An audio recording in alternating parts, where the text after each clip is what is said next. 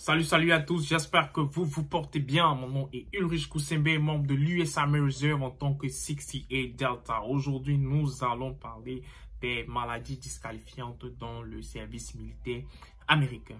Alors, si tu n'as pas encore cliqué sur la cloche de notification, si tu n'as pas encore souscrit à notre chaîne, fais-le maintenant et générique.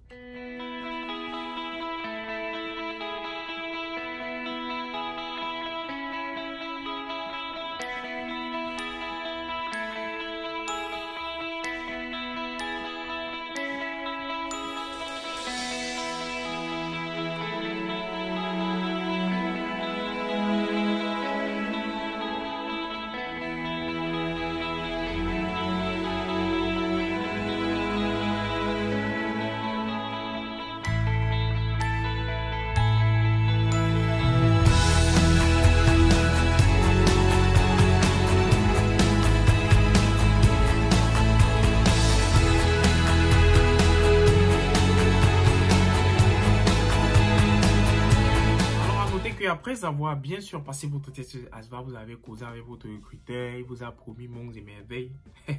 Beaucoup de recruteurs font ça, donc apprêtez-vous. Mais si vous voulez avoir la vérité, contactez la chaîne Live Like a Surgeon. On vous dirait effectivement comment ça se passe. Mais bon, entrons dans le vif du sujet, bien sûr. Nous parlons du MEPS. Le MEPS qui est pour le Military Entering Processes. Donc, c'est où vous allez aller faire votre visite médicale. À savoir que vous pouvez avoir passé votre test ASVAB et tout, mais vous échouez le MEPS.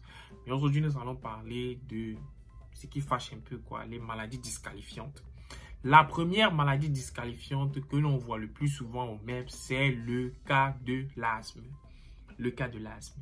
Si vous êtes un patient actuellement que vous avez l'asthme, je suis désolé, vous ne pouvez pas rejoindre le service militaire américain. Vraiment, je suis désolé. Si vous avez l'asthme, c'est pas possible. C'est pas possible. On peut contenir tout et tout, mais si vous avez l'asthme, c'est pas possible. Deuxième grande maladie, ce sont les maladies sexuellement transmissibles. Toutes les maladies sexuellement transmissibles. Si vous avez la gonococcie, la syphilis et tout ça, tant que vous n'êtes pas soigné et vous êtes clean, vous ne pouvez pas rejoindre le service militaire américain. Une autre grande maladie qui est incurable pour le moment, c'est le VIH. Si vous êtes atteint du VIH, vous ne pouvez pas servir l'armée américaine quand vous êtes atteint du VIH. C'est triste, mais c'est ça. Ce sont les règles. C'est pas nous qui écrivons les règles. On vient souvent constater les règles, bien sûr. Donc, la troisième maladie, c'est les maladies cardiovasculaires. Maladies cardiovasculaires. Si vous êtes atteint d'une maladie cardiovasculaire, je suis désolé, vous ne pouvez pas rejoindre l'armée américaine. Alors, quand on parle ici de maladies cardiovasculaires, c'est un grand rebondis, les maladies du cœur.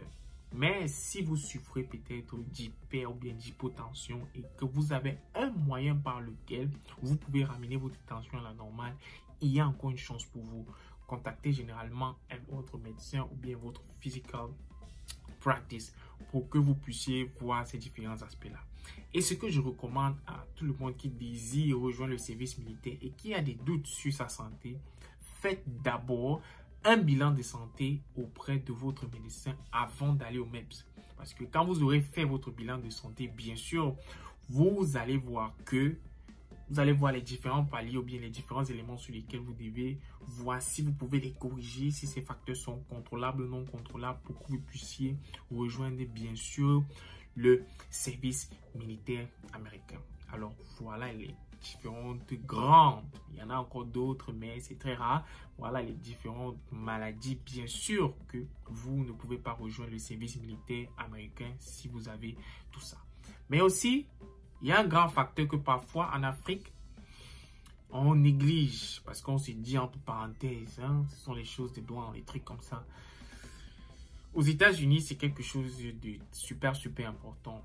On parle ici de mental health, votre santé mentale. Si vous souffrez des maladies comme la claustrophobie, d'autres maladies comme la bipolarité, autres maladies comme l'anxiety, yes, autres maladies ici encore comme... En fait, ces différentes maladies qui ont trait ici là à votre état psychologique. Généralement, il est souvent difficile pour les médecins du MEPS ou bien de voir ça, du coup, du moins de prime abord déjà quand vous allez rejoindre les services militaires américains. Mais si vous êtes sur traitement et que vous pouvez hide, comme on dit souvent, vous pouvez hide ça le temps du MEPS, le temps que vous signez au moins votre contrat, je vous conseille toujours de prendre vos médicaments. Et quand vous allez au MEPS, les médecins vont toujours vous poser la question que votre recruteur vous a dit de mentir, mais arrivé ici là, bon, nous sommes amis et tout et tout.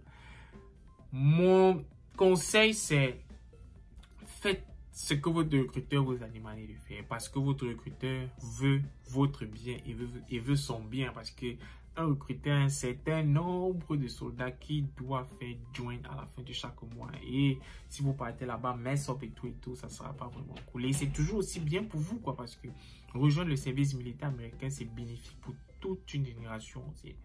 Quand vous savez ce que vous voulez, le service militaire américain va être d'un très grand avantage pour vous et pour votre famille, surtout si vous venez d'Afrique, comme moi. Ok? Donc, merci d'avoir regardé la vidéo. Et si vous ne comprenez pas certaines choses, bien vouloir revenir sur la dite vidéo pour que vous puissiez voir effectivement les différentes grandes maladies qui fassent en sorte que vous ne pouvez pas rejoindre le service militaire américain. Alors, thanks for watching. Nous nous voyons pour une prochaine vidéo.